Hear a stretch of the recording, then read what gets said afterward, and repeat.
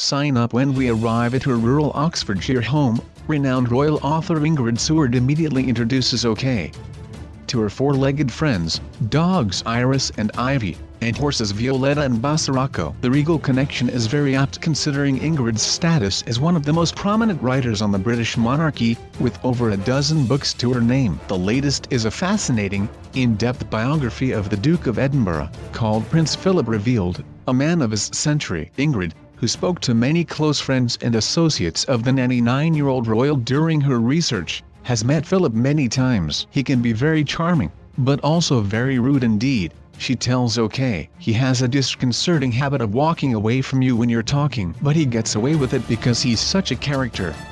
In Ingrid's book we learn about Philip's penchant for sausage and mash washed down with a pint of lager, his intense friendship with novelist Daphne du Maurier, and how Her Majesty the Queen loved to see him dance the samba when they were courting.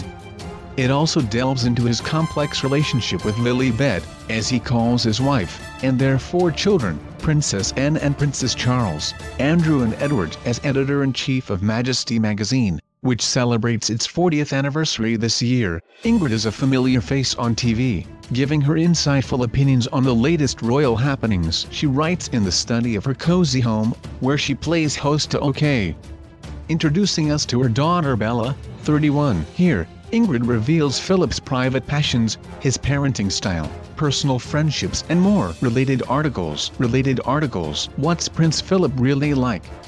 People often assume that he's very standoffish and unfriendly, but actually, although he's confident, he's extremely shy. His good friend Major General Sir Michael Hobbs, who is a former director of the Duke of Edinburgh Awards, once told me that Philip simply won't listen to people if he thinks they're stupid. But he's a very fair person. He's also extremely quick-witted, and although he doesn't like being contradicted, he loves to engage in a bit of mental banter. It's one of the reasons for his famous gaffes, although Philip would probably refer to them as getting rid of the boredom. In your book you say that his childhood wasn't as unhappy as others have claimed. He was without both his parents from the age of about 8, when his father moved to Monte Carlo after his mother was sadly sent to a sanatorium. But he had a very loving childhood with 4 sisters who adored and spoiled him, and a fabulous English nanny, called Nanny Ruse. I think that taught him to enjoy the company of women. Is that why he's had so many close friendships with women over the years? Yes, everyone thinks he's a man's man because of his Navy career, but I think he's more of a woman's man. He definitely enjoys the company of beautiful women, and he doesn't care that it might look like he's having affairs. It used to irritate him, but these days he seems quite flattered. Is he a flirt? Yes, Philip enjoys being flirtatious. I've seen him dancing with his close friend Penny Romsey, now Countess Mountbatten, who he used to go carriage driving with. He's an amazing dancer. If he wants to, he'll switch the charm on, but, boy, can he switch it off too, and become quite frightening. In what way? Well, he can be very cutting. A friend of mine sat next to Philip at a tea party at Windsor Castle, and she asked, "Are you still carriage driving?"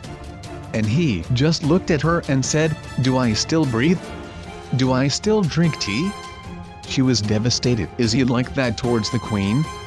I think he is. But they both have quite a caustic, waspish wit, and the Queen knows exactly how to deal with Philip. I think she starts talking in riddles and his mind doesn't follow that. The Duchess of Abercorn reportedly once said that the Queen gives Philip a lot of leeway. What do you think she meant? That the Queen must be confident in her relationship with Philip. Like a lot of aristocratic families, they do have separate bedrooms, but they're interconnecting. It's been useful when either of them have been getting up for an early engagement. Who wears the trousers in their relationship? I think Philip wears the trousers, but only because the Queen lets him. He's a driving force in their relationship. Philip is much more dogmatic and encourages her to make decisions. They have a great love and respect for one another. What was it like for Philip when he first came into the royal family? The palace courtiers gave him a very hard time. They thought he was a penniless interloper and that he was too strong, too good-looking and too foreign. The staff moaned that he ran Buckingham Palace as if he was in command of a ship. He had to fight for everything he wanted to do. When his wife became queen, earlier than they thought she would, he found that very difficult at first. It was a huge shock to be an alpha male in a beta role. Did Philip empathize with the Duchess of Sussex over the difficulties she faced after marrying into the firm?